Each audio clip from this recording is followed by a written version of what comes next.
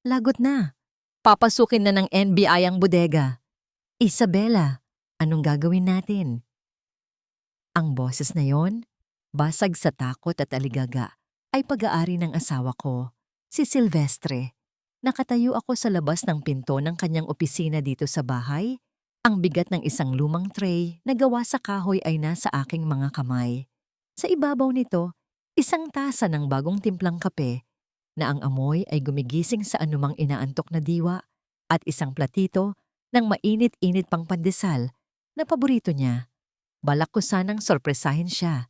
Isang munting paglalambing para sa lalaking walang pagod na nagtatrabaho para sa aming pamilya. Para sa amin ng mga anak naming sina Inigo at Serafina. Ngunit ang pangalang narinig ko ay hindi sa akin. Isabela. Sino si Isabela? Nanlamig ang buo kong katawan, mas malamig pa sa hamog ng hating gabi. Nagsimulang manginig ang tray sa aking mga kamay. Naramdaman ko ang bahagyang pag-alon ng kape sa loob ng tasa. Isang maliit na unos na sumasalamin sa biglaang bagyo sa loob ng aking dibdib. Ang init na nagmumula sa tasa ay hindi sapat para pawiin ang ginaw na gumapang mula sa aking mga paa paakyat sa aking batok. Bumukas ang pinto. Si Silvestre, namumutla ang muka at nangingintab ang noo sa pawis. Nang makita niya ako, ang gulat sa kanyang mga mata ay mabilis na napalitan ng isang desperadong ekspresyon. Hindi niya pinansin ang dala kong pagkain. Leandra, Anya, ang boses ay garalgal. Hinawakan niya ang aking mga braso. May malaki tayong problema. Ang kumpanya. Sinisiraan tayo. Pinagbibintangan tayong nagpupuslit ng kung ano-ano. Ipifreeze nila ang lahat ng assets natin. Lahat. Ang bawat salita niya ay tila maliliit na karayom na tumutusok sa aking pandinig. Hindi ko lubos na maunawaan. Ang aming negosyo, ang pinaghirapan namin. Mawawala ang bahay na ito, Leandra. Patuloy niya, nanginginig ang mga labi. Hindi na makakapag-aral ang mga bata. Sa kalye tayo titira. Paano na sila Inigo at Serafina? Iyon ang mga salitang bumasag sa aking pagkatulala. Ang mga anak namin. Bigla siyang lumuhod sa harapan ko sa matigas at malamig na sahig.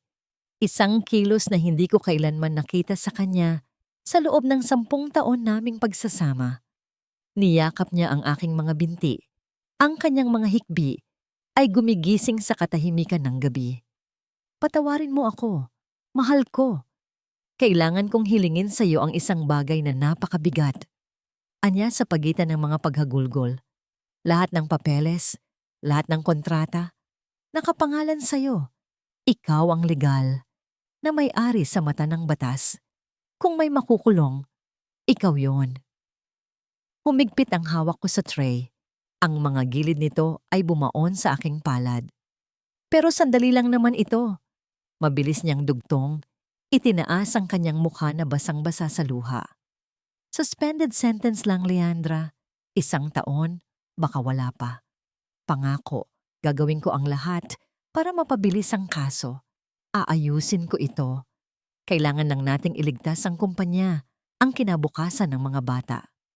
Tumingin ako sa kanya, sa asawa ko. May isang hibla ng sinulid na nakausli mula sa kwelyo ng kanyang polo. Isang maliit na imperpeksyon na sa ibang araw ay kagyat kong aayusin gamit ang aking mga daliri. Isang kilos ng pag-aalaga na kasing natural ng aking paghinga. Itinaas ko ang aking kamay. Halos automatikong gumalaw para ayusin ito. Ngunit huminto ang kamay ko sa hangin. Sa ibabaw ng kanyang mesa, umilaw ang screen ng kanyang cellphone. Isang mensahe ang lumitaw sa nakalock na screen mula sa isang pamilyar na pangalan, Isabela. At ang mga salitang sumunog sa aking kaluluwa. Did she sign it? Sabihin mo bilisan niya. The lawyers are waiting. Pagkatapos nito, sa atin na ang lahat. Sa atin na ang lahat. Sa isang iglap, gumuho ang mundong itinayo ko. Ang lalaking nakaluhod sa harapan ko ay hindi na ang Silvestre na minahal ko. Siya ay isang estranghero. Ang kanyang mga luha ay hindi na tanda ng pagsisisi, kundi ng pagkukunwari. Ang pagmamakaawa niya ay hindi para sa aming pamilya, kundi para sa kanila. Nabitawan ko ang tray. Hindi ito lumikha ng malakas na ingay. Ang tasa ay nabasag sa pagbagsak sa makapal na alpombra. Ang kape ay kumalat na tila maitim na dugo at ang mga piraso ng pandesal ay gumulong sa sahig na parang mga batong walang silbi. Ngunit ang tunog ng pagbagsak nito ay wala-wala kumpara sa pagkadurog ng aking puso. Inilatag ni Silvestre ang isang dokumento sa maliit na mesa sa tabi namin. Isang confession letter. Tumingin ako sa litrato ng aming mga anak na nakasabit sa dingding. Ang ngiti ni Inigo, ang tawa ni Serafina. Sila ang aking hangin, ang aking buhay. Sila ang lahat sa akin. Nanginginig ang aking kamay nang abutin ko ang ballpen na iniaabot niya. Ang bigat nito ay tila bigat ng buong mundo. Ang dulo ng ballpen ay lumapat sa papel, nanginginig, nag-iiwan ng maliit na tuldok ng itim na tinta.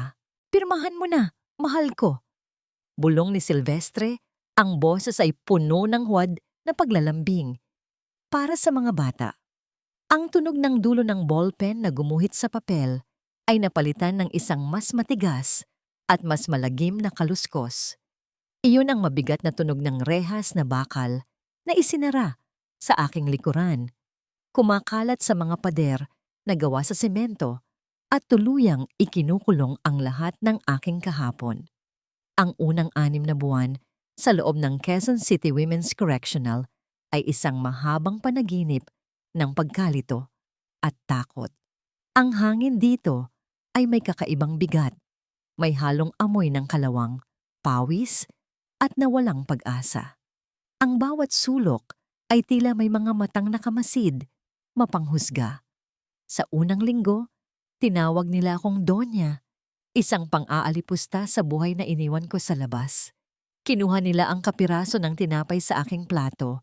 Itinulak ako sa pasilyo. Ngunit ang pinakamasakit ay hindi ang kanilang pisikal na pananakit, kundi ang paraan ng kanilang pagtingin sa akin, na para bang ako ay isang basurang inanod lamang sa kanilang teritoryo. Ang mga guwardiya ay mga aninong mawawalang mukha. Ang kanilang mga mata ay kasing lamig ng bakal ng mga selda. Para sa kanila, ako ay isa lamang numero, isang katawan na kailangang bilangin tuwing umaga at gabi. Ang mga gabi ang pinakamalupit. Sa dilim, habang ang tanging maririnig ay ang mga buntong hininga at mahihinang pag-iyak mula sa ibang mga selda, niyayakap ko ang aking mga tuhod at pilit na inaalala ang mukha ng aking mga anak. Si Inigo, na may nunal sa ilalim ng kanyang mata. Si Serafina, na ang buhok ay amoy araw at pulbos ng sanggol. Ang alaala nila ang nag-iisang liwanag sa walang katapusang kadiliman, ngunit ito rin ang punyal na humihiwa sa aking puso gabi-gabi. Sa una, dumadating ang mga sulat ni Silvestre linggo-linggo, puno ng mga pangakong malapit na akong makalaya. Ngunit habang lumilipas ang mga buwan, ang mga sulat ay naging mas madalang, mas maikli, at mas walang pakiramdam. Hanggang sa isang araw, wala nang dumating. Isang tanghali sa kainan, habang nakapila para sa aming rasyon ng lugaw na halos tubig na lamang, isang babaeng may malalaking braso ang humarang sa akin. Siya si Brenda, ang kinatatakutan sa aming dormitoryo. "Akin na yang ulam mo, Donya." Anya, ang boses ay magaspang. Ang tinutukoy niya ay ang isang maliit na piraso ng itlog na nakapatong sa aking lugaw. Nagyelo ako sa aking kinatatayuan, hindi alam ang gagawin. Bago pa man niya maabot ang aking plato, isang mahinahong boses ang pumagitna. "Hayaan mo siya, Brenda." Napalingon kami lahat. Nakatayo roon si Aling Alma Rosales, isang mas matandang babae na dating nurse. Hindi siya matangkad o matipuno, ngunit meron siyang aura ng katahimikan at dignidad na nagpapatigil sa lahat. Ang kanyang mga mata, bagamat may bakas ng lungkot, ay puno ng talino. Tinitigan ni Brenda si Aling Alma. Tila nag-iisip kung papatulan niya ito. Sa huli, umismid na lamang siya at umalis. Mula noon, naging anino ko si Aling Alma. Sa oras ng pahinga sa sikat ng araw, uupo kami sa isang sulok ng konkretong patio. Itinuro niya sa akin ang mga hindi nakasulat na batas ng bilangguan. Hindi kung paano makipag-away, kundi kung paano mabuhay ng may respeto sa sarili. Ninakaw nila ang kalayaan mo, Leandra. Sabi niya sa akin isang hapon, habang pinagmamasdan namin ang mga ibong malayang lumilipad sa itaas ng matataas na pader. Huwag mong hayaang nakawin din nila ang iyong pagkatao. Ikinuwento niya sa akin na nakulong siya dahil sa isang krimen na hindi niya ginawa. Pinaratangan ng pamilya ng kanyang naging asawa. Ngunit sa kabila ng inhustisya, hindi siya nagtanim ng galit. Sa halip, ginugol niya ang kanyang oras sa pagbabasa at pag-aaral. Isang araw, nang ang rasyon namin ay isang piraso lamang ng tinapay na matigas, hinati ko ang sa akin at inabot sa kanya ang kalahati. Ngumiti siya, isang bihirang nangiti na nagbigay liwanag sa kanyang pagod na mukha. Iyon ang sandaling naramdaman ko sa unang pagkakataon sa loob ng mahabang panahon na ako ay tao pa rin, ngunit ang buhay sa loob ay maramot. Ang sakit sa puso ni Aling Alma na matagal na niyang iniinda ay lumala. Ang gamutan sa klinik ng bilangguan ay hindi sapat. Isang gabi, ginising ako ng kanyang hirap na paghinga. Hinawakan ko ang kanyang kamay. Ang balat niya ay malamig na. Bago siya tuluyang pumikit, may kinuha siya mula sa ilalim ng kanyang unan. Isang luma at manipis na kwaderno. Para sa'yo ito.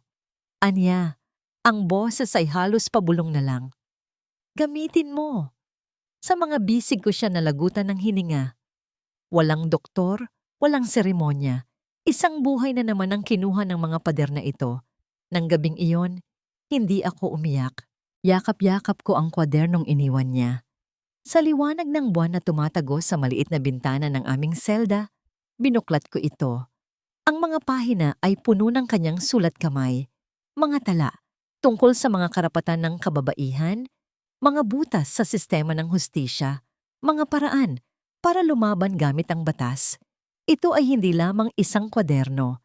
Ito ay isang sandata, isang testamento, isang pangako. Tumingin ako sa labas, sa mga rehas na bakal na naging aking mundo. Wala nang mga luha sa aking mga mata. Ang naroon ay isang bagong apoy, isinilang mula sa abo ng aking kalungkutan at sa huling hininga ng isang kaibigan. Nangako ako sa aking sarili, mabubuhay ako, hindi lamang para sa aking mga anak, kundi para na rin kay Alma. At hindi na ako babalik sa labas bilang isang biktima. 6 na taon, 2,190 araw. Iyon ang haba ng panahong hindi ko naramdaman ang sikat ng araw sa aking balat nang walang aninong rehas na bakal. Nang bumukas ang malaking tarangkahan at humakbang ako palabas, huminga ako ng malalim.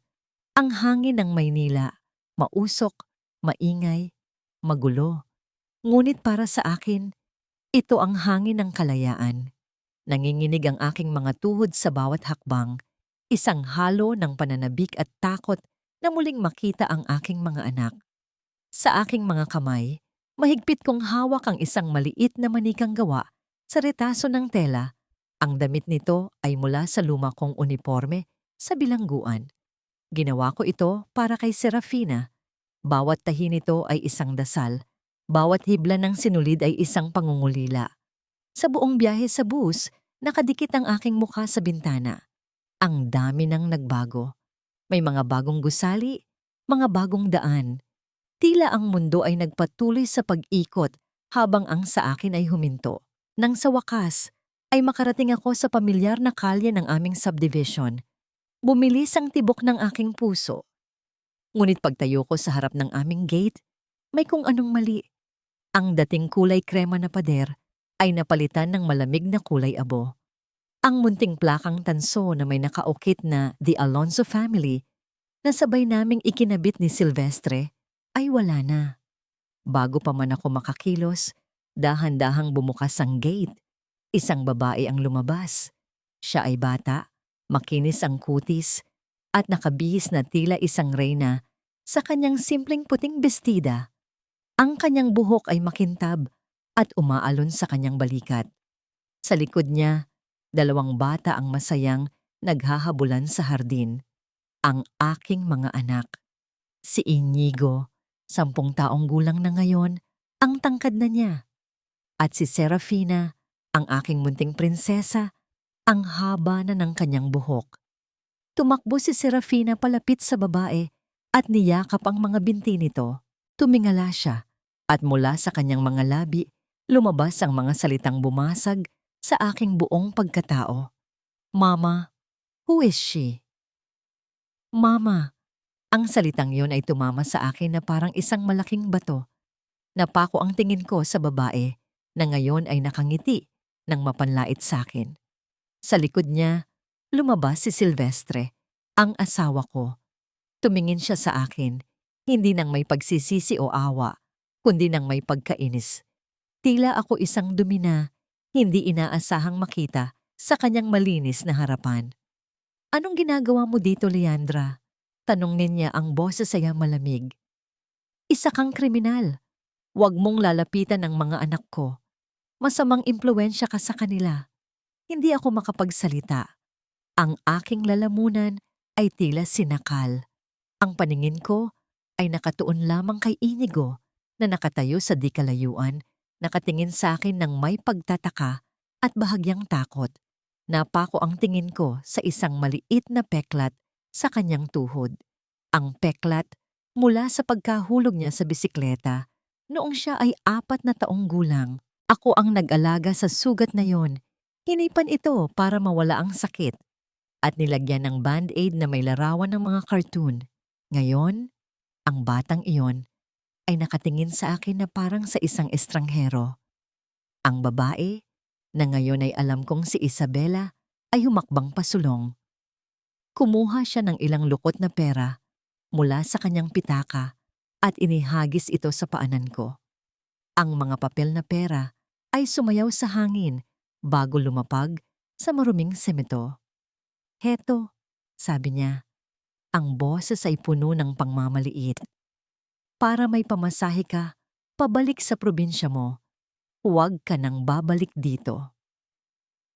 Bumagsak ako sa semento, nawala ng lakas ang aking mga binti. Ang manikang pinag-ingatan ko ng 6 na taon ay bumitaw sa aking kamay at lumubog sa isang maruming tubig sa tabi ng kalsada. Ang pangarap kong yakapin ang aking mga anak ay naging isang bangungot. Ang huli kong nakita bago isinara ang gate ay ang mukha ni Silvestre. Walang emosyon, habang si Isabela ay nakangisi at ang aking 2 anak ay nagtatago sa likod nila, malayo na sa akin. Walang luhang dumaloy. Tila naubos na ang lahat ng yon sa loob ng bilangguan.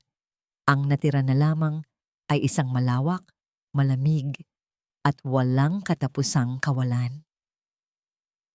Ang mga araw ay naging isang mahabang, malabong pagkupas ng gutom at ginaw.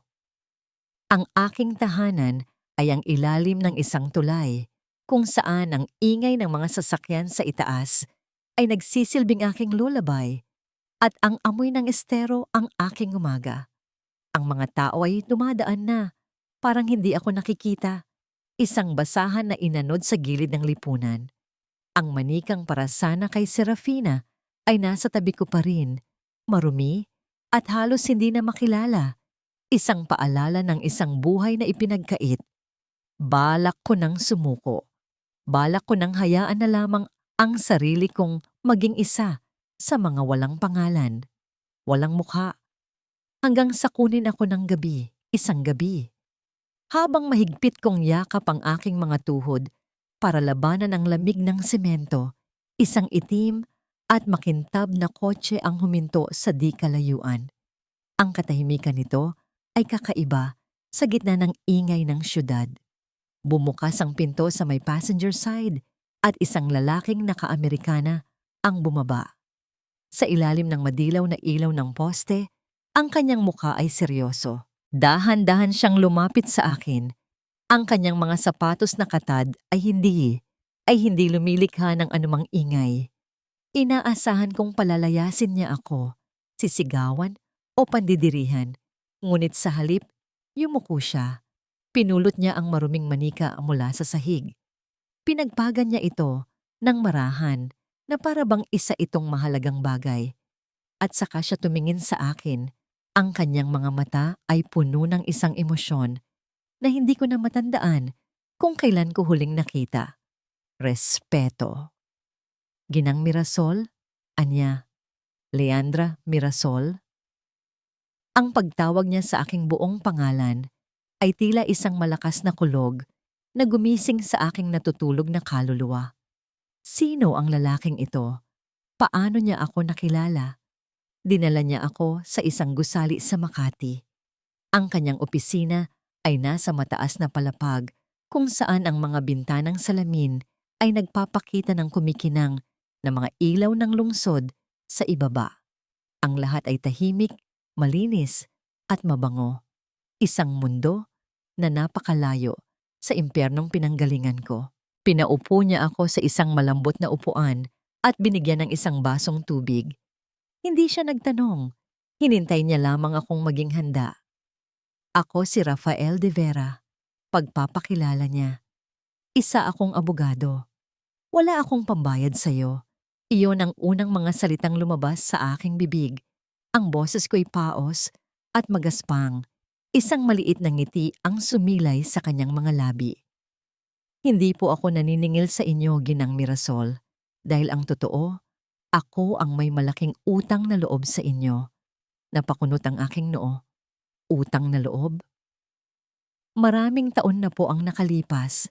Pagsisimula niya, ang kanyang boses ay malumanay. Isa pa lamang akong mahirap na law student. Ang nanay ko ay kinailangang operahan sa puso. Agad-agad? Wala kaming pera. Nasa ospital kami noon, halos mawalan na ng pag-asa. May isang babae sa kabilang upuan, naghihintay din.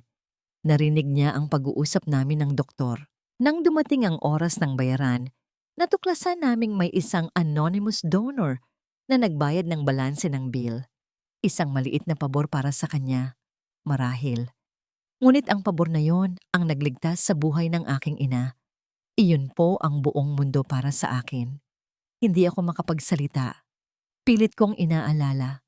Ngunit napakaraming tao na ang aking natulungan noong maayos pa ang aming buhay. Matagal kong hinanap kung sino ang donor na yon. Patuloy ni Rafael. At sa huli, natuntun ko rin. Kayo po yon, Ginang Mirasol. Isang mainit na likido ang biglang dumaloy sa aking mga pisngi. Luha. Akala ko'y naubos na sila. Inabutan ako ni Rafael ng isang malinis at puting panyo.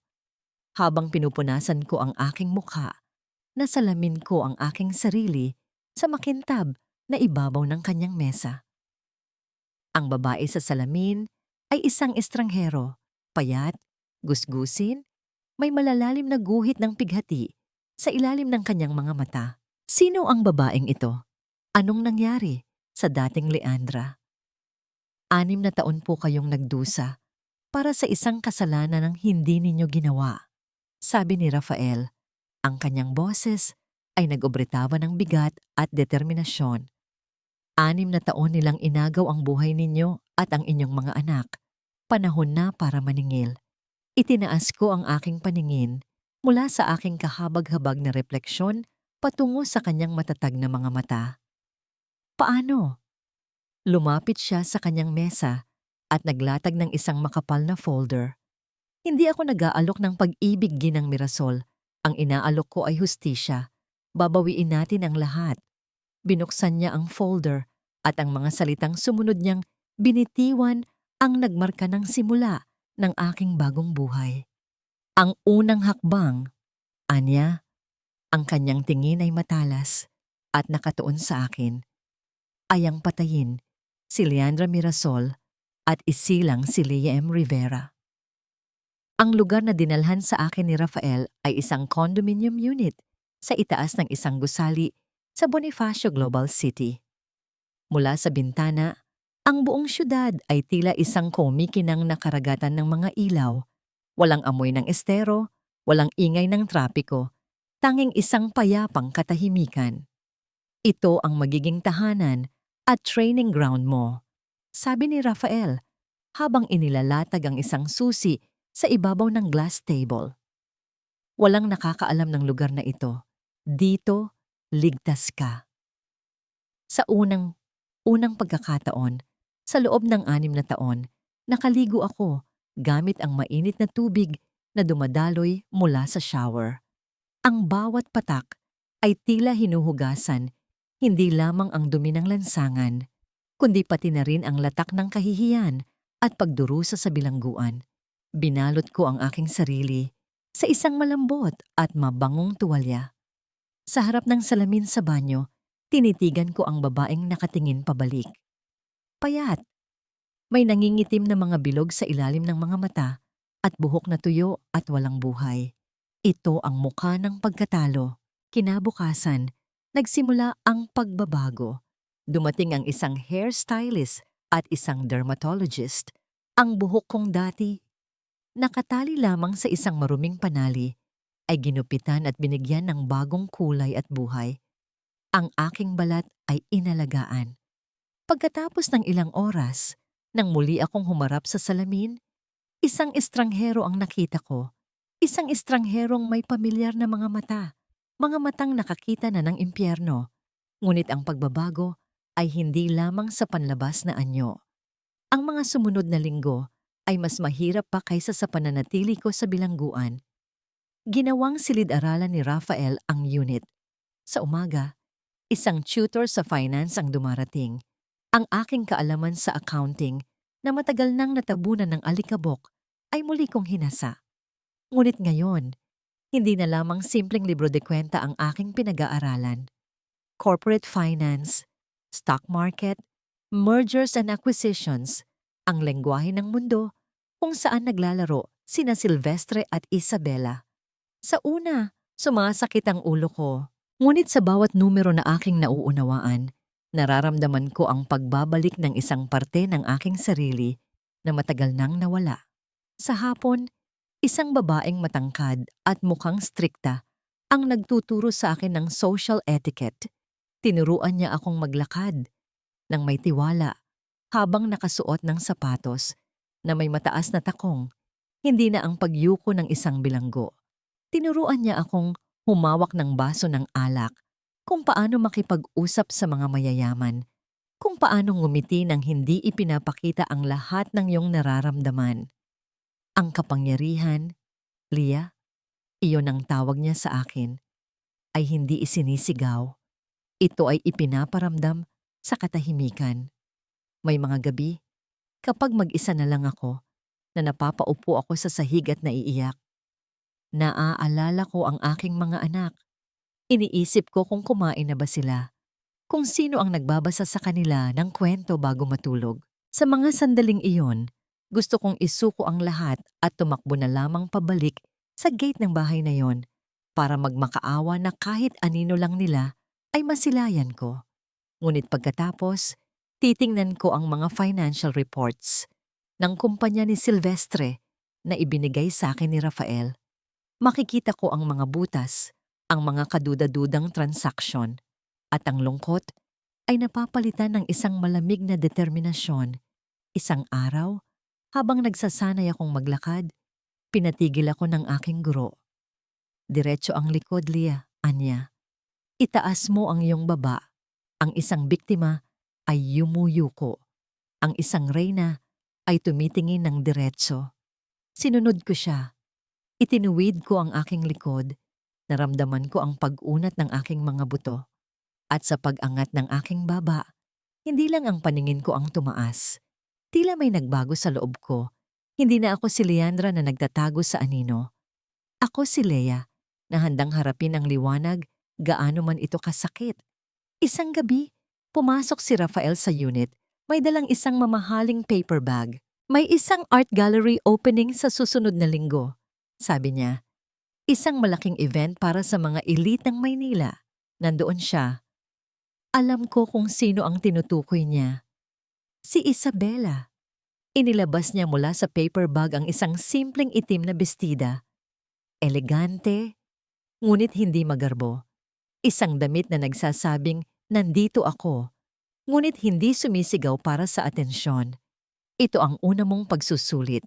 Sabi ni Rafael, hindi mo siya kakausapin, hindi mo siya lalapitan. Ang gusto ko lang ay pumasok ka sa silid na yon at hayaan mo siyang makita ka. Hayaan mong makita niya na hindi ka na ang babaeng hinagisan niya ng pera sa kalsada. Kinagabihan, isinuot ko ang bestida. Tumayo ako sa harap ng isang full-length mirror. Ang babae sa salamin ay hindi na si Leandra Mirasol, ang gusgusing bilanggo. Siya si Lea M. Rivera. Ang kanyang mga mata ay hindi puno ng galit, kundi ng isang malamig at matalas na pokus. Mula sa may pintuan, narinig ko ang boses ni Rafael. Handa ka na ba? Hindi ko siya nilingon. Ang tinitingnan ko ay ang aking refleksyon, ang babaeng isinilang mula sa abo. Sumagot ako, hindi para sa kanya, kundi para sa aking sarili. Ang aking boses ay mahinahon, ngunit matatag. Handa na ako. Ang hangin sa loob ng art gallery ay mabango at manipis. May halong amoy ng mamahaling pabango at champagne. Ang mga ilaw ay sadyang madilim para bigyang diin ang mga obrang nakasabit sa dingding. Ang bulungan ng mga tao na nakabihis sa kanilang pinakamagagarang damit ay tila isang mahinang ugong ng mga bubuyog, puno ng mga pekeng papuri at mga nakatagong tsismis. Ito ang mundo ni Isabela, isang mundo na binuo sa ibabaw ng mga kasinungalingan at mga durog na pangarap. Ang aking mga pangarap. Huminga, Lea. Bulong ni Rafael sa aking tabi. Ang kanyang boses ay mahinahon at halos hindi marinig. Ikaw ang may kontrol dito. Ang bawat tapak ng aking takong sa makintab na sahig na gawa sa marmol ay tila isang martilyong pumupukpok sa aking dibdib. Ang simpleng itim na bestida ay tila naging isang mabigat na baluti. Ang aking misyon ay simple. Pumasok, magpakita, at umalis. Ngunit sa bawat hakbang papalapit sa gitna ng silid, nararamdaman ko ang pagbabalik ng dating Leandra, ang babaeng takot, ang babaeng nasaktan. At pagkatapos, nakita ko siya. Nakatayo si Isabela sa gitna ng isang maliit na grupo. Hawak ang isang kupita ng champagne. Ang kanyang tawa ay malambing, ngunit sa aking pandinig, ito'y kasing talas ng bubog. Siya ang araw at ang lahat ng naroroon ay mga planetang umiikot sa kanya. Sa tabi niya, nakatayo si Silvestre, nakangiti at mukhang kampante. Ang lalaking minsan kong pinagsilbihan ng kape at pandesal sa hating gabi ay ngayon isa ng makisig na Ginoo, komportable sa mundo ng karangyaan. Isang malamig na kuryente ang gumapang sa aking mga ugat. Ang alaala ng paghagis niya ng pera sa aking paanan ay biglang bumalik. Malinaw na malinaw. Ang aking mga daliri ay nagsimulang manginig. Gusto kong tumalikod. Gusto kong tumakbo palabas at bumalik sa ligtas na katahimikan ng aking unit. Naramdaman ni Rafael ang aking pag-aalinlangan. Hindi niya ako hinawakan, ngunit ang kanyang presensya sa aking tabi ay sapat na. Tumingin ka sa kanila, Lea. Anya. Hindi bilang yung nakaraan, kundi bilang yung target. Huminga ako ng malalim. Hinugot ang lahat ng lakas na itinuro sa akin ng aking guro sa etiquette. Itinuwid ko ang aking likod. Itinaas ko ang aking baba. At sa unang pagkakataon, tiningnan ko sila, hindi bilang ang mga taong sumira sa akin, kundi bilang mga kalaban sa isang laro ng chess. Tila naramdaman ni Isabela ang aking titig. Dahan-dahan siyang lumingon. Ang kanyang mga mata ay naglakbay sa buong silid. At sa huli, huminto ito sa akin.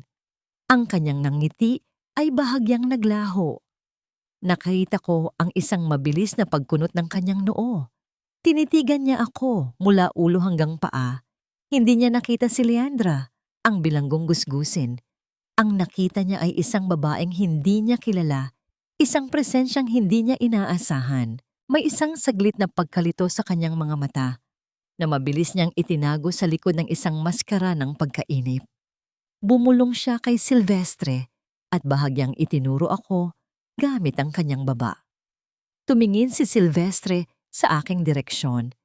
Pinaningkitan niya ang kanyang mga mata. Sa loob ng ilang segundo, pinag-aralan niya ang aking mukha.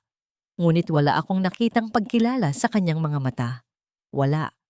Para sa kanya, ako ay isa lamang sa mga hindi pamilyar na mukha sa gabing iyon. Wala yan, mahal. Narinig kong sabi niya kay Isabela. Sapat na para marinig ko. Probably just another social climber trying to get noticed. Ang kanyang mga salita ay dapat masakit. Ngunit sa halip, naramdaman ko ang isang kakaibang alon ng kapangyarihan. Hindi niya ako nakilala. Ang aking pagbabagong anyo ay ganap na. Ang kanilang pagwawalang bahala, ang aking naging pinakamalaking kalasag. Kasunod ng plano, hindi ako nagtagal. Tinitigan ko si Isabela sa mata sa huling pagkakataon, isang titig na walang emosyon. Bago ako tumalikod at nagsimulang maglakad papalabas kasama ni Rafael. Naramdaman ko ang kanyang mga mata na nakasunod sa aking likuran. Puno ng mga tanong na hindi niya masasagot. Ang binhi ng pagdududa ay naitanim na. Pagpasok namin sa kotse, ang katahimikan ay mabigat. Ang mga kumikinang na ilaw ng BGC ay dumadaan lamang sa bintana. Kumusta ang pakiramdam mo? Tanong ni Rafael, habang pinaaandar ang sasakyan. Tumingin ako sa labas, sa mga gusaling matatayog na tila inaabot ang langit. Ang babaeng halos sumuko na sa ilalim ng tulay ay tila isang malayong alaala na lamang. Kanina, sabi ko, ang aking boses ay malamig at matatag, walang bakas ng panginginig. Gusto kong tumakbo. Ngayon, gusto kong bumalik doon at kunin ang lahat ng sa kanila. Ang tagumpay sa art gallery ay hindi nagtagal. Habang ang adrenaline ay unti-unting nawawala sa aking sistema, napalitan ito ng isang nakakabinging katahimikan. Oo, hindi nila ako nakilala. Oo, naitanim ko ang unang binhi ng pagdududa. Ngunit pagkatapos, para akong isang sundalong nanalo sa unang labanan. Ngunit ngayon ay nakatingin sa isang napakalawak na digmaan sa hinaharap. Maganda ang simula, Leia, sabi ni Rafael ng gabing iyon, habang pinag-aaralan namin ang isang whiteboard na puno ng mga pangalan at koneksyon na may kaugnayan sa kumpanya ni Silvestre. Nakuha natin ang kanilang atensyon. Ngayon, kailangan nating malaman kung ano ang nangyayari sa loob. Paano? Tanong ko. Ang bahay na yon ay isang kuta at ang kumpanya, tiyak na mas mahigpit pa. Isang maliit na ngiti ang sumilay sa mga labi ni Rafael. Ang bawat kuta ay may lihim na daanan at ang sa atin ay matagal nang naghihintay sa loob. Ipinakita niya sa akin ang isang litrato sa kanyang telepono. Isang pamilyar. May edad ng mukha na may mabait na mga mata at kulubot na ngiti. Manang Fe, ang dati naming kasambahay, ang nagsilbing pangalawang ina sa aking mga anak noong sila'y maliliit pa. Siya ang nag-iisang empleyado mula sa dati naming pamamahay na pinanatili ni Isabela marahil dahil sa kanyang kahusayan at sa katotohanang alam niya ang bawat sulok ng bahay. Paano mo siya nahanap? Namamangha kong tanong. Lahat ng tao ay may routine, Leah, sagot ni Rafael. At si Manang Fe, tuwing linggo ng umaga, ay personal na namamalengke sa farmer's market sa Cubao. Iyon ang kanyang nag-iisang araw na malayo sa mga mata ni Isabela. Ang plano ay simple at mapanganib. Magkikita kami. Noong linggo, ang hangin sa palengke ay siksik sa pinaghalong amoy ng sariwang isda, mga gulay at sigawan ng mga tindera. Nakasuot ako ng simpleng bestida, baseball cap at malaking salamin sa mata. Sapat na para hindi ako makilala, ngunit hindi rin ako magmumukhang kakatwa. Si Rafael ay nasa di kalayuan, nagpapanggap na namimili rin, ang kanyang mga mata ay alerto. At pagkatapos, nakita ko siya, si Manang Fe, namimili ng mga gulay, ang kanyang likod ay medyo hukot na dahil sa katandaan. Ang puso ko ay kumabog ng napakabilis. Dahan-dahan akong lumapit sa kanyang likuran. Manang Faye, bulong ko. Ang aking boses ay nanginginig. Lumingon siya, handa nang magalit sa kung sino mang bumangga sa kanya. Ngunit nang makita niya ang aking muka, kahit na may salamin, ang kanyang mga mata ay nanlaki. Ang kanyang bibig ay bahagyang bumuka. Ang mga kamatis na hawak niya ay nahulog at gumulong sa sahig. Ma'am, Leandra? Anya, ang kanyang boses ay isang halong pagkabigla at hindi paniniwala. Buhay ka? Hinila ko siya ng marahan sa isang mas tahimik na sulok, sa likod ng mga nagtitinda ng bigas. Doon, sa gitna ng ingay ng palengke, tumulo ang kanyang mga luha.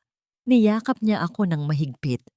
Akala ko, ang sabi nila, nagkasakit ka daw ng malubha sa probinsya at hindi totoo ang lahat ng yon, Manang.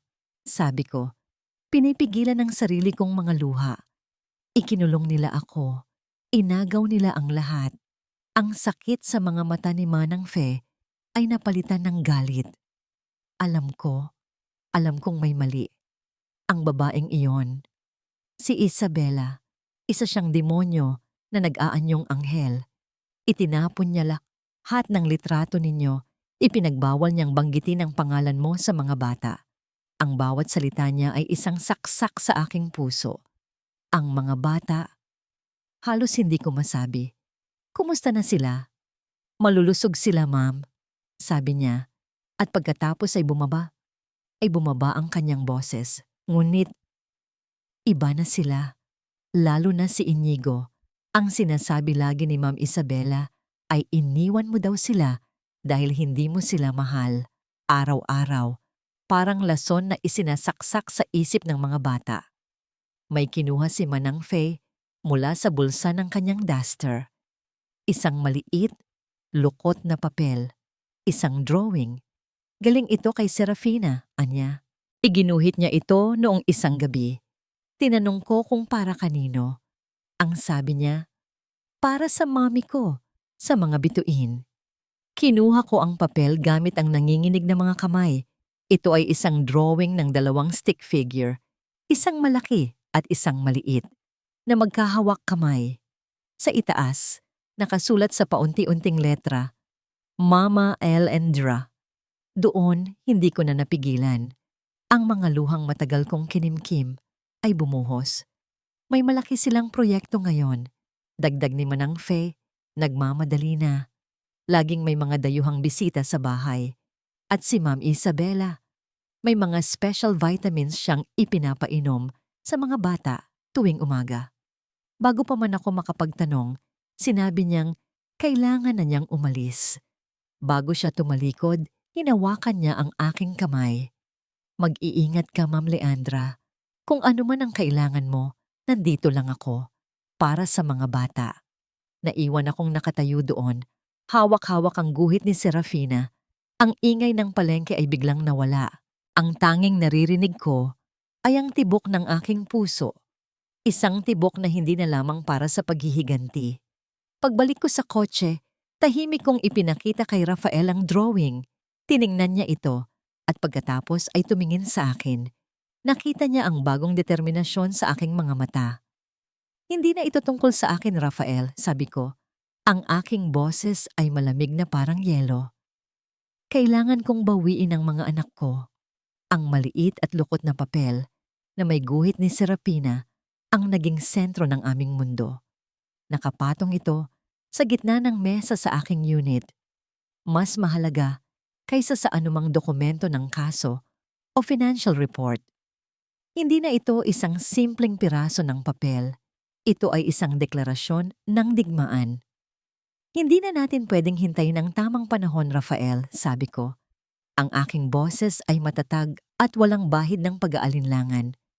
Bawat araw na lumilipas, nilalaso ni Isabela ang isip ng mga anak ko. At ngayon, may mga vitamins pa siyang ipinapainom.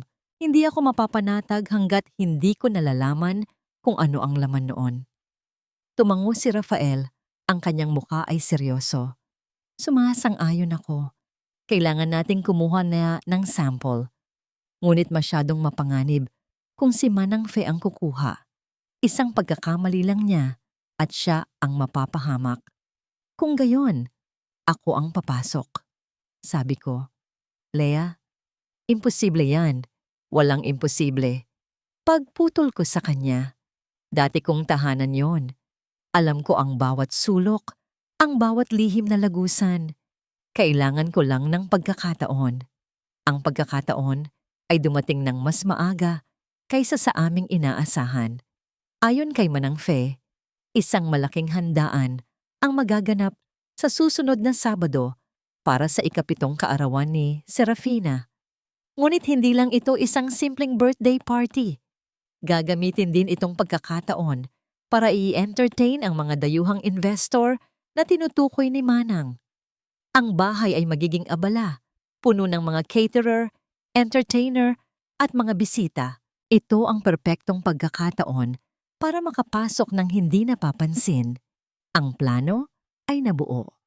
Kumuha si Rafael ng pekeng ID para sa akin.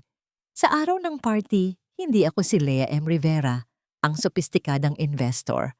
Ako si Mila, isa sa mga extra kitchen staff mula sa catering service ng araw na yon.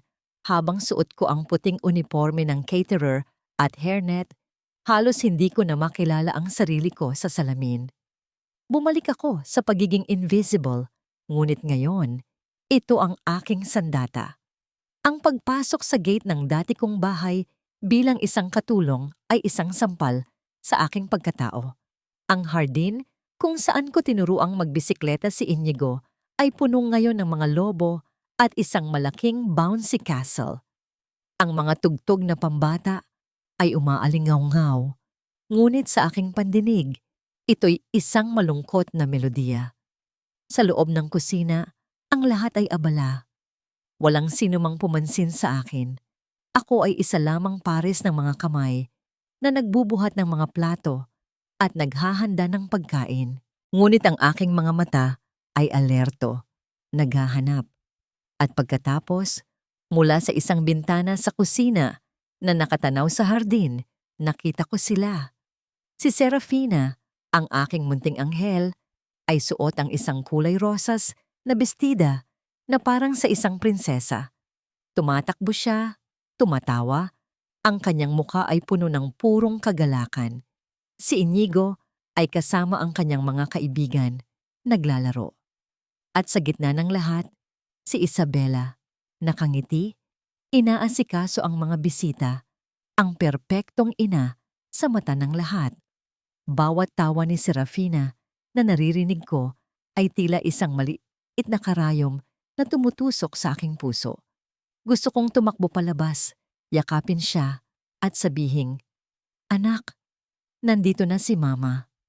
Ngunit pinigilan ko ang aking sarili. Hindi pa ito ang oras. Isang pagkakataon, habang naglalakad ako pabalik sa kusina, isang bola ang gumulong sa aking paanan. Yumuko ako para pulutin ito. At nang itaas ko ang aking ulo, nakatayo sa harapan ko si Serafina. "Thank you po," anya. Ang kanyang mga mata ay malaki at bilog, at tinitigan niya ako. "You have kind eyes po. Just like my first mommy." Nagyelo ang aking buong katawan. Bago pa man ako makasagot, tinawag na siya ni Isabela. Tumakbo siya palayo, at naiwan akong nakatayo doon. Ang aking puso ay pinipiga. Sininyasan ko si Manang Fe na nasa kabilang dulo ng kusina. Tumango siya. Ilang sandali pa, sinadya niyang ibagsak ang isang tray ng mga baso. Lumilikha ng isang malakas na ingay na kumuha ng atensyon ng lahat. Sa gitna ng kaguluhan, mabilis akong umakyat sa maliit na hagdanan para sa mga katulong patungo sa ikalawang palapag. Pumasok ako sa master's bedroom, ang dati kong silid. Sa ibabaw ng dressing table ni Isabela, sa tabi ng kanyang mga alahas at pabango, nakita ko ito. Isang maliit na boteng kulay amber, walang etiketa. Sa loob, may maliliit na tabletas. Ito na yon. Mabilis kong binuksan ng bote, kumuha ng 2 tableta, at inilagay sa isang maliit na plastic na dala ko. Pinalitan ko ito ng 2 piraso ng chalk na hinugis ko na parang tableta. Isang pansamantalang panlilin lang. Pagkatapos ay isinara ko ang bote at ibinalik sa eksaktong pwesto nito. Pababa na ako ng hagdan nang marinig ko ang mga boses. Si Isabela at Silvestre. Paakyat. Walang oras. Ang tanging lugar na mapagtataguan ay ang ilalim ng malaking kama. Sumiksik ako sa dilim. Pinipigilan ang aking paghinga. Ang alikabok ay kumikiliti sa aking ilong. Ang aking puso ay dumadagundong na tila isang tambol na malapit nang sumabog. Pumasok sila sa silid. Narinig ko ang paghila ni Isabela ng isang drawer.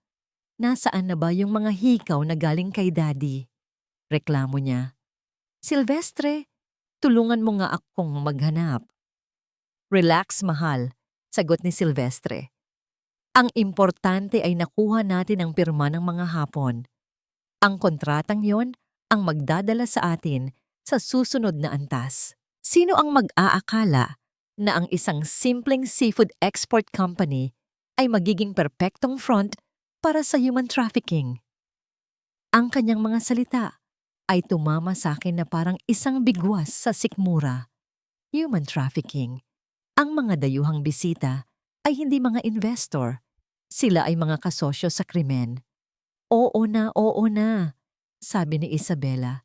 Tila naiinip.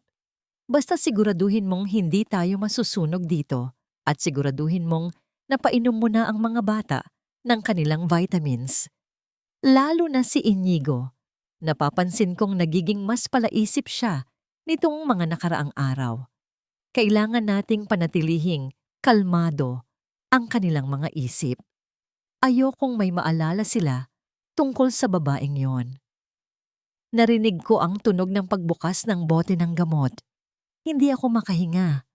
Ang mga gamot na yon ay hindi mga bitamina. Iyon ay lason. Isang paraan para kontrolin at burahin ang alaala ng aking mga anak.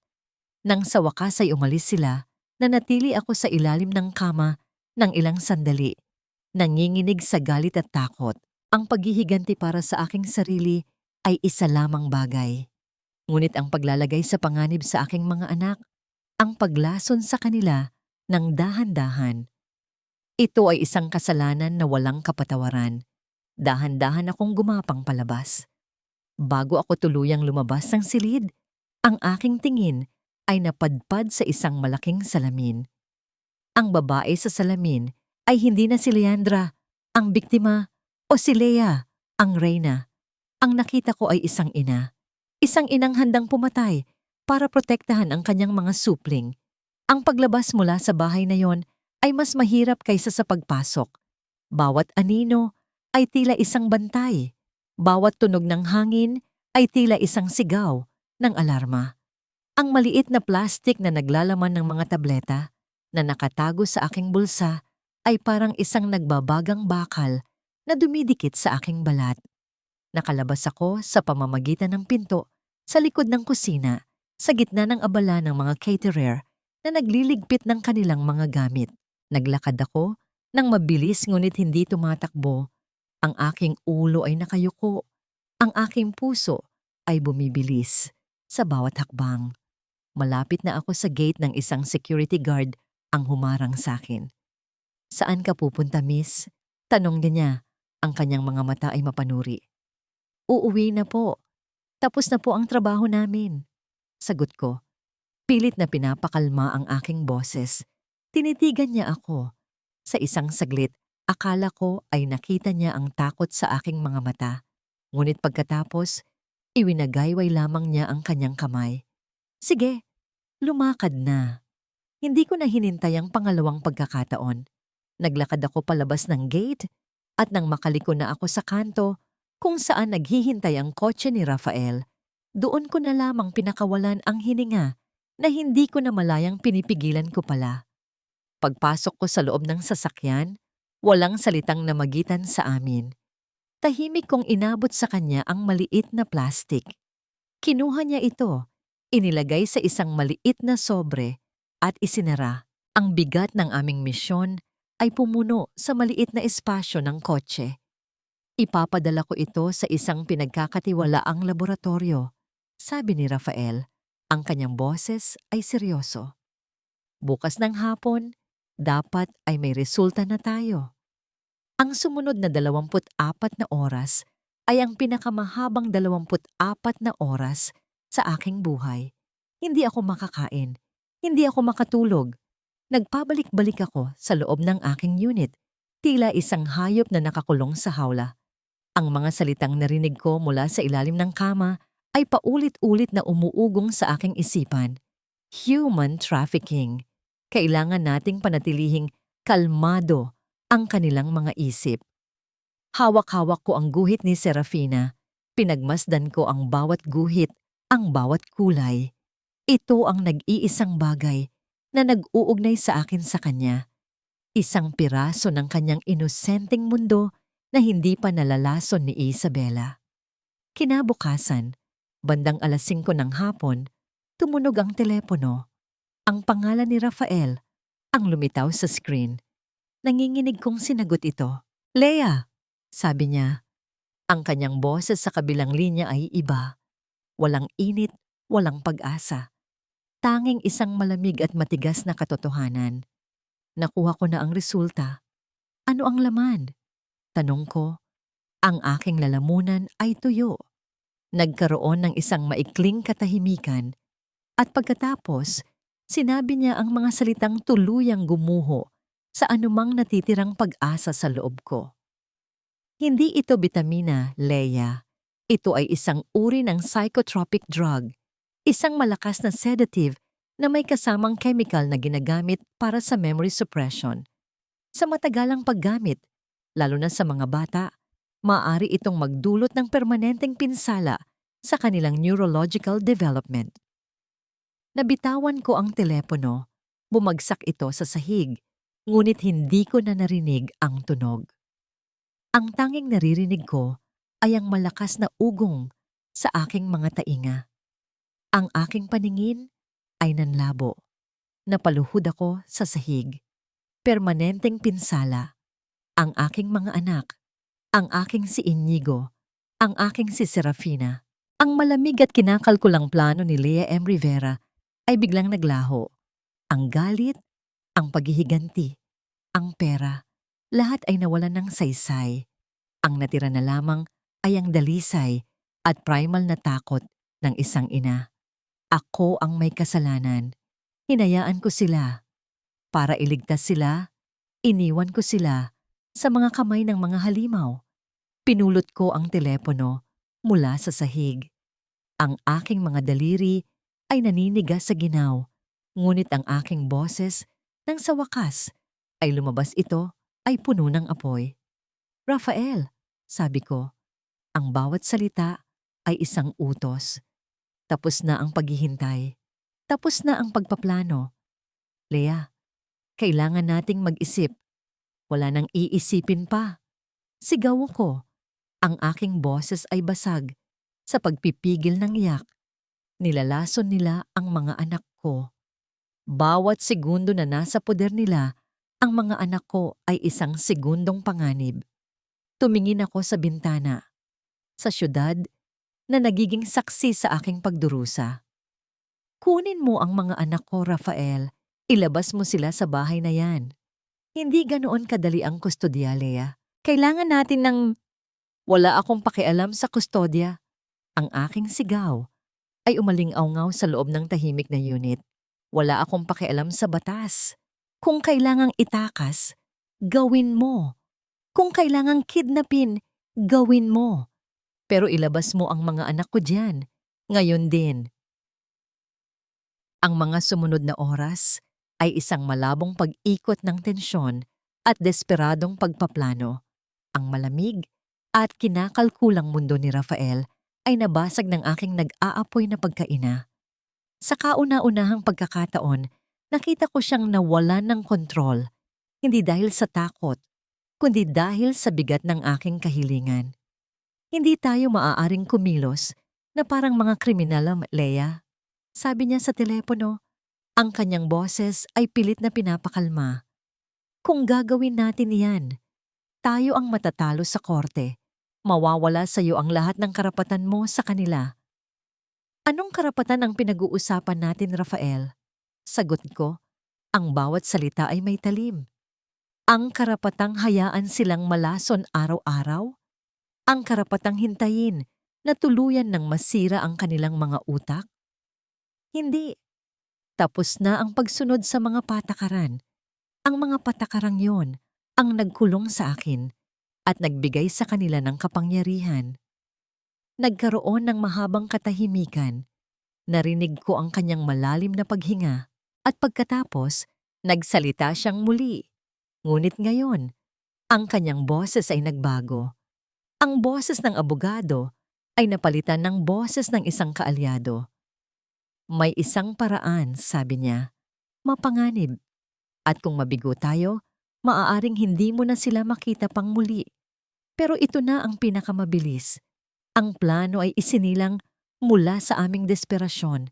Gagamitin namin ang impormasyong nakuha ko, ang human trafficking.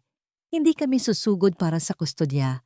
Susugod kami dala ang buong puwersa ng batas laban sa isang mas malaking krimen.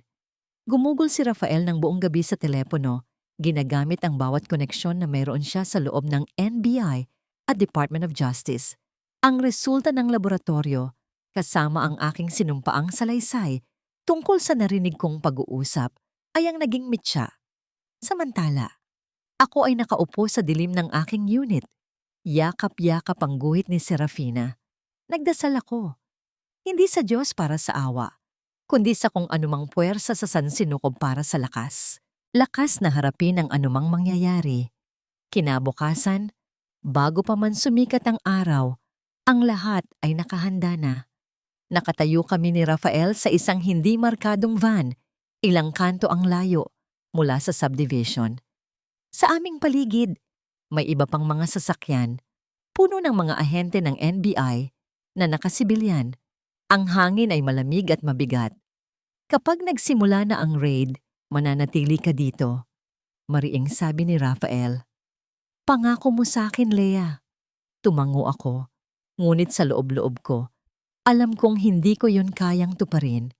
Sa pamamagitan ng isang maliit na monitor sa loob ng van, pinanood namin ang lahat. Nakita namin ang mga sasakyan ng NBI na huminto sa harap ng gate. Nakita namin ang mga ahenteng bumaba, may dalang isang search warrant. Ang dating tahimik na kalye ay napuno ng tensyon. Pinanood namin habang sa pilitang pinagbubuksan ng gate.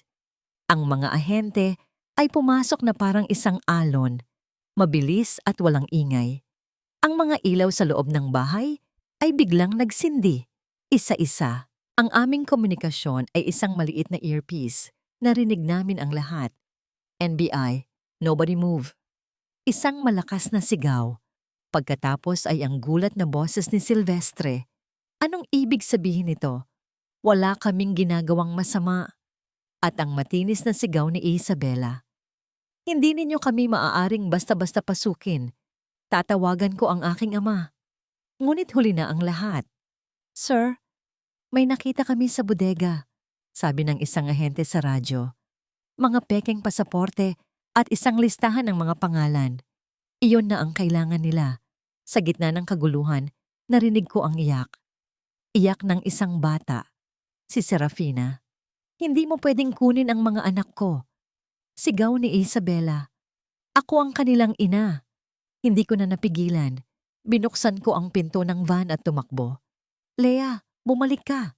Sigaw ni Rafael, ngunit hindi ko na siya narinig. Ang tanging nasa isip ko ay ang aking mga anak. Tumatakbo ako. Ang aking puso ay nasa aking lalamunan. Bawat hakbang ay isang panalangin. Pagdating ko sa gate, ang lahat ay nagkakagulo. Nakita ko si Silvestre na pinuposasan. Nakita ko si Isabela na nagwawala habang hinihila ng dalawang babaeng ahente. At sa may pintuan ng bahay, nakatayo si Manang Fe. Yakap-yakap niya ang dalawang nanginginig na bata. Si Inigo ay nakatingin sa lahat ng nangyayari. Ang kanyang mukha ay isang maskara ng pagkalito. Si Serafina ay umiiyak ng malakas. Ang kanyang mukha ay nakasubsob sa balikat ni Manang Fe. Dahan-dahan akong lumapit. Ang ingay sa paligid ay tila nawala. Tanging ang yak na lamang ng aking anak ang aking naririnig. Serafina, sabi ko, ang aking boses ay halos pabulungi. Narinig niya ako. Dahan-dahan niyang itinaas ang kanyang ulong puno ng luha. Tumingin siya sa akin. Ang kanyang mga mata na puno ng takot ay tila naghahanap.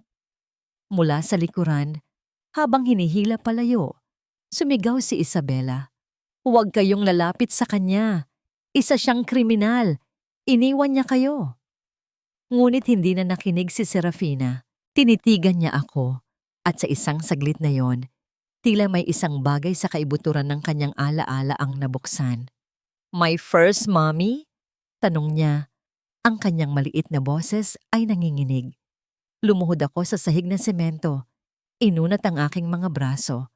Ang mga luha na matagal kong itinago ay malayang dumaloy. Ako nga, anak, sabi ko.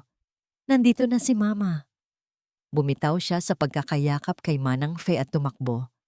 Ang kanyang maliliit na hakbang sa damuhan ay ang pinakamagandang tunog na narinig ko sa aking buong buhay.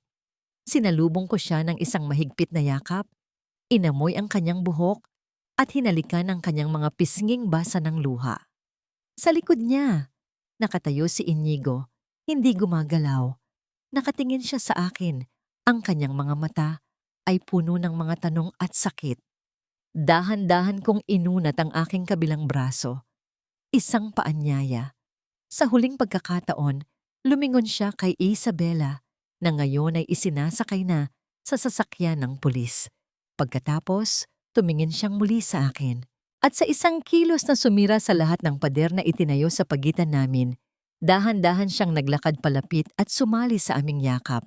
Doon, sa gitna ng mga sirena ng pulis at nagkakagulong mga ahente, sa harap ng isang bahay na dating sumisimbolo sa aking pagkawasak, muling nabuo ang aking pamilya. Ang biyahe palayo sa bahay na yon ay isang malabong panaginip. Si Serafina ay nakakapit sa aking leeg. Ang kanyang maliliit na hininga ay mainit sa aking balat. Si Inigo ay tahimik na nakaupo sa kabilang dulo, nakatingin sa labas ng bintana. Ang kanyang mga kamay ay mahigpit na nakakuyom sa kanyang kandungan. Hindi ko sinubukang pilitin siya. Ang mahalaga ay narito sila, sa tabi ko, ligtas. Dinala kami ni Rafael sa isang bahay na hindi ko pa nakikita. Isang 2-story house sa isang tahimik na village sa Quezon City. Hindi ito kasing laki ng dati naming tahanan, ngunit pagpasok namin, naramdaman ko ang isang bagay na matagal ko nang hindi naramdaman. Kapayapaan. Ang loob ay malinis, amoy lemon, at bagong labang mga kurtina. May mga halaman sa bawat sulok, at ang ilaw mula sa labas ay malayang pumapasok. Ito ay isang tahanan, hindi isang showpiece. Isang safe house, paliwanag ni Rafael. Walang sino man ang makakahanap sa inyo dito. Dito, maaari kayong magsimulang muli. Ipinakita niya sa amin ang mga silid sa itaas. May isang silid para sa akin at isang silid na may 2 kama para sa mga bata. Pinili agad ni Serafina ang kama na malapit sa bintana. Si Inigo ay tahimik lamang na inilapag ang kanyang maliit na bag sa paanan ng kabilang kama. Nang gabing iyon, nagpasya akong magluto. Isang simpleng sinigang na baboy, ang paborito nilang 2. Habang naghihiwa ako ng mga gulay sa kusina, bumalik ang mga alaala. Ang paraan ng pagkain ni Inigo, tinatanggal muna ang lahat ng kangkong bago niya kainin ang sabaw. Ang pagkahilig ni Serafina sa malambot na gabi. Ang mga maliliit na detalyeng ito na akala ko'y nabura na ng panahon ay bumalik ng buo at malinaw. Ito ang mga alaalang hindi kayang nakawin ni Isabela. Sa hapagkainan, si Serafina ay hindi bumitiw sa aking tabi. Mama, sabi niya sa pagitan ng bawat subo, can you read me a story later, like you did before? Hinaplos ko ang kanyang buhok. Oo, anak. Kahit ilang kwento pa ang gusto mo. Ngunit si Inigo ay tahimik. Nakayuko siya sa kanyang plato, tinutusok-tusok ng kanyang tinidor ang isang piraso ng karne. Hindi niya ginalaw ang kanin. Ayaw mo ba ng luto ko, anak? Malumanay kong tanong. Umiling siya. Hindi tumitingin sa akin. Inigo, sabi ko. Anak, kausapin mo naman ako. Dahan-ahan niyang itinaas ang kanyang ulo. Ang kanyang mga mata na minana niya kay Silvestre ay puno ng isang emosyon na hindi ko mabasa. Isang halo ng galit, pagkalito, at sakit. Why did you leave us? Tanong niya. Ang kanyang boses ay mahina, ngunit puno ng bigat. Tita Isabella said you found a new family, that you didn't love us anymore. Ang mga salita, ang lason na itinanim sa kanyang isipan sa loob ng 6 na taon ay lumabas. Hindi ito isang tanong, ito ay isang akusasyon. Ang aking puso ay tila isang basong nabitawan. Hindi ako nagalit. Tiningnan ko siya ng diretso sa mata. Hindi totoo yan, Inigo. Walang araw na lumipas na hindi ko kayo inisip. Walang gabi na hindi ko kayo ipinagdasal. Mahal na mahal ko kayo, noon at ngayon. At hindi na ako muling aalis sa tabi ninyo. Hindi siya sumagot. Muli siyang yumuko sa kanyang pagkain. Pagkatapos ng hapunan, habang binabasahan ko ng kwento si Serafina sa kanilang silid, pumasok si Rafael. Kailangan ko nang umalis, Anya. Si Silvestre at Isabela ay nasa kustodya na. Ngunit nagsimula ng kumilos ang ama ni Isabela. Magiging mahaba at magulo ang laban na ito, Leah. Tumango ako. Salamat sa lahat, Rafael. Hindi pa tapos ang lahat, sabi niya. Magpahinga na kayo. Nang makatulog na si Serafina, dahan-dahan akong lumabas ng silid. Nakabukas ng bahagya ang pinto ng aking kwarto. Sa loob, nakaupo si Inigo sa sahig, sa tabi ng aking kama. Hawak niya ang isa sa mga unan. Mahigpit na nakayakap dito. Nakapikit siya, na para bang pilit niyang hinahanap ang isang bagay na nawawala. Marahil ang amoy, marahil ang isang malayong alaala ng pag-aalaga. Hindi ako pumasok, hindi ko siya ginambala. Pinanood ko lamang siya mula sa siwang ng pinto. Ang aking anak, na nasaktan at nalilito, ay dahan-dahang naghahanap ng daan pabalik sa akin. Alam kong ang landas na yon ay hindi magiging madali. Puno ito ng mga tinik na itinanim ng kasinungalingan. Ngunit hihintayin ko siya, gaano man katagal. Ang mga unang araw sa safe house ay isang maselang sayaw sa pagitan ng nakaraan at kasalukuyan. Bawat umaga, gigising ako. Bago pa man tumilaok ang mga manok, ipinaghahanda sila ng almusal, sinangag, itlog at hotdog. Mga pagkaing alam kong kinalakihan nila. Si Serafina ay parang isang paru-paro, masaya at magaan.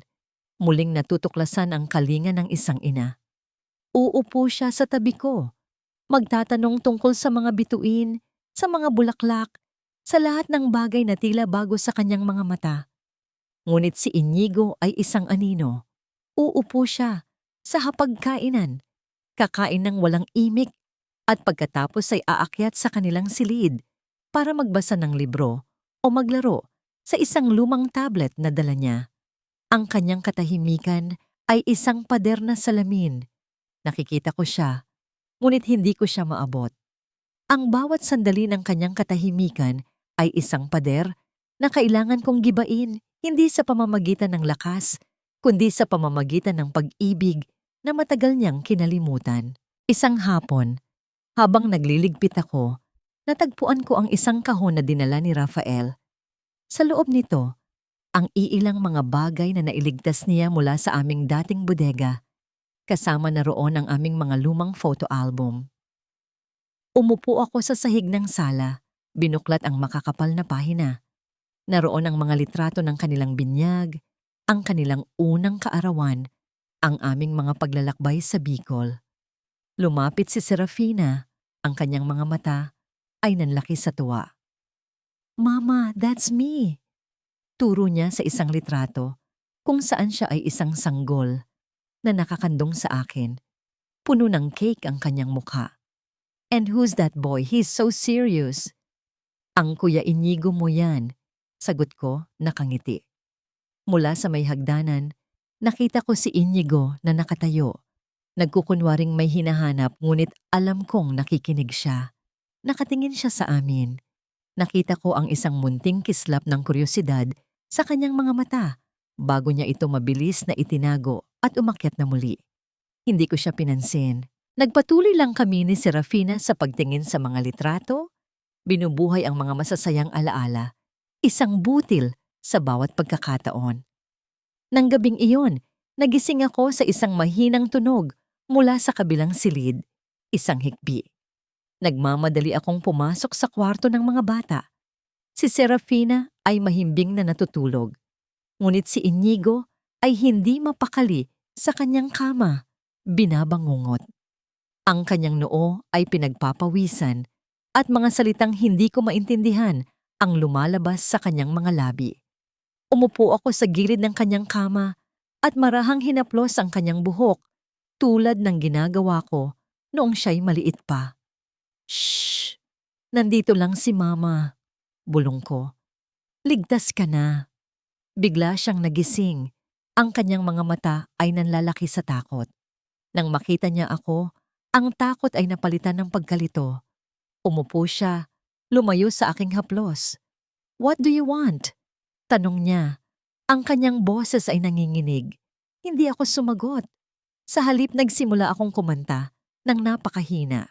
Isang lumang lullaby mula sa Bicol na laging inaawit sa akin ng aking ina. Ang kantang ipinapasa sa bawat henerasyon. Ang kantang nagpatulog sa kanya ng hindi mabilang na gabi. Dungdungwen kanto, un-unoy kanto, indengam, pusok. Habang ako'y kumakanta, nakita ko ang pagbabago sa kanyang mukha. Ang depensa sa kanyang mga mata ay unti-unting gumuho. Ang mga pader na itinayo ni Isabela sa kanyang isipan ay nagsimulang magkaroon ng mga bitak. Ang kantang iyon ay isang susi, isang lihim na code sa pagitan ng aming mga kaluluwa na hindi kayang burahin ng anumang gamot. Dahan-dahan, tumulo ang kanyang mga luha. Hindi na ang mga luha ng galit, kundi mga luha ng isang batang matagal nang nangulila. I remember that song, bulong niya. Hinayaan ko siyang umiyak. Inabot ko ang aking kamay, hindi para hawakan siya, kundi para iparamdam na naroon ako. Pagkatapos ng ilang sandali, sa isang kilos na nagmula sa kaibuturan ng kanyang pagkatao, dahan-dahan niyang inilagay ang kanyang kamay sa ibabaw ng sa akin. Ang kanyang balat ay mainit. Ito ang unang pagkakataon na hinawakan niya ako mula nang bumalik ako. Mama, sabi niya. Ang salita ay tila bago at mahirap sa kanyang dila. Ngunit lumabas pa rin. I'm scared. Niyakap ko siya. Sa wakas, ang aking panganay, ang aking matapang na anak, ay bumalik na sa akin. Sa gitna ng dilim, habang ang aking oyayi ay pumupuno sa katahimikan, naramdaman ko ang paghilom ng unang sugat. Alam kong marami pang darating na hamon. Ang kaso laban kina Silvestre at Isabela ay magiging mabigat. Ang pagbawi sa aming ari-arian ay magiging komplikado. Ngunit sa sandaling iyon, hawak ang aking dalawang anak. Naramdaman ko ang isang bagay na mas malakas kaysa sa anumang batas o pera. Naramdaman ko ang pag-asa. Ang hangin dito sa Bicol ay iba. Hindi ito amoy usok o amoy ng mamahaling pabango na nagtatago ng baho ng kasinungalingan. Amoy ito ng dagat, ng asin at ng bagong simula. Nakaupo ako sa buhanginan, pinapanood ang paglubog ng araw na nagpipinta ng kulay kahel at lila sa kalangitan. Sa di kalayuan, naririnig ko ang tawanan ni Inigo at Serafina habang naghahabulan sila sa pampang. Ang kanilang mga paa ay hinahagkan ng maliliit na alon. Isang taon na ang nakalipas mula ng gabing iyon. Isang taon ng walang katapusang pagdinig sa korte ng mga titulong binabawi at ng mga sugat na dahan-dahang naghihilom. Sa aking tabi, nakapatong ang isang dyaryo. Ang headline ay tungkol sa pagbaba ng hatol kahapon. Si Silvestre Alonso at Isabela Quintos, kasama ang ina nitong si Carmelita, ay hinatulan ng habambuhay na pagkakabilanggo dahil sa human trafficking at money laundering. Tiningnan ko ang mugshot ni Isabela sa pahina. Wala na ang kanyang makintab na buhok, ang kanyang mamahaling makeup, at ang kanyang mapagmataas na ngiti. Ang natira ay isang babaeng mukhang matanda sa kanyang edad, puno ng galit at pait. Nakuha ko ang hustisya hindi sa pamamagitan ng pagiging halimaw tulad nila, kundi sa pamamagitan ng katotohanan na wala sa kanila ang lahat, ang yaman, ang kapangyarihan, at higit sa lahat, ang kanilang dangal. Ang hiya na idinulot nila sa kanilang sarili ay mas mabigat pa kaysa sa anumang rehas na bakal. Si Silvestre ay sumulat sa akin noong nakaraang linggo. Isang mahabang liham ng pagsisisi, humihiling ng isang pagkakataon. Binasa ko ito, hindi dahil may nararamdaman pa ako, kundi para tiyakin sa aking sarili na wala na. At totoo nga, wala na akong naramdamang galit o pagmamahal. Tanging awa na lamang para sa isang lalaking ipinagpalit ang ginto sa tanso. Sinunog ko ang liham at ipinaanod ang abo sa hangin. Ang pagpapatawad ay hindi para sa kanya. Ito ay para sa akin, upang tuluyan na akong makalaya. Malalim yata ang iniisip mo, Lea. Lumingon ako. Si Rafael, nakatayo sa aking likuran. May dalang 2 baso ng buko juice. Ang kanyang suot ay hindi na ang formal na Amerikana ng isang abogado, kundi isang simpleng puting polo na itinupi ang manggas. Iniisip ko lang kung gaano kalayo na ang narating natin. Sagot ko, tinatanggap ang inumin. Umupo siya sa tabi ko, ngunit nag-iwan ng sapat na distansya. Isang distansya ng respeto. Sa loob ng nakalipas na taon, siya ang naging sandalan ko, ang aking kakampi, ang aking pinakamatalik na kaibigan. Marami ang nagtatanong kung kailan kami magpapakasal, kung kailan magkakaroon ng happy ending ang aming kwento. Ngunit hindi nila naiintindihan. Ang happy ending ko ay hindi isang lalaki. Tumingin ako kay Rafael at ngumiti. Salamat, Rafael, sa lahat. Wala iyon, Anya. Nakatingin sa mga bata. Masaya akong makita silang malaya. Masaya akong makita kang buo. Ang Alma Foundation na ipinangalan ko sa aking kaibigan sa bilangguan ay tinutulungan na ngayon ang daan-daang kababaihan na biktima ng pang-aabuso at maling paratang. Ako si Leem Rivera, hindi lamang isang businesswoman, kundi isang boses para sa mga walang boses.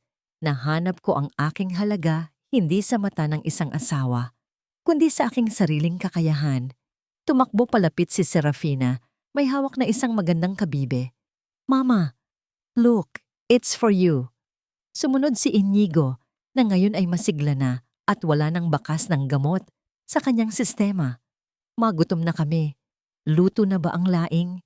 Niyakap ko silang dalawa ng mahigpit, nilalanghap ang amoy ng dagat at araw sa kanilang balat. Tumingin ako sa dagat, kung saan ang araw ay tuluyan ng lumubog, nagbibigay daan sa mga bituin. Minsan, akala ko ay katapusan na ng mundo ko noong nagsara ang mga rehas na bakal sa aking likuran. Akala ko ay namatay na ako noong gabing iyon sa ilalim ng tulay. Ngunit nagkamali ako. Ang lahat ng iyon ay hindi katapusan. Iyon ay ang paghahanda para sa aking muling pagsilang. Nanalo ako. Hindi dahil naghiganti ako ng marahas. Nanalo ako dahil sa kabila ng lahat ng kasamaan, nanatili akong tao. Nanatili akong ina. Humarap ako sa hangin. Ang aking puso ay payapa. Ang aking kaluluwa ay magaan. Tara na, sabi ko sa kanila, habang hawak ang kanilang mga kamay. Uwi na tayo. At sa huli, natutunan nating ang tahanan ay hindi lamang isang lugar na inuuwian, kundi ang kapayapaang nahanap natin sa ating sariling puso matapos ang mahabang unos.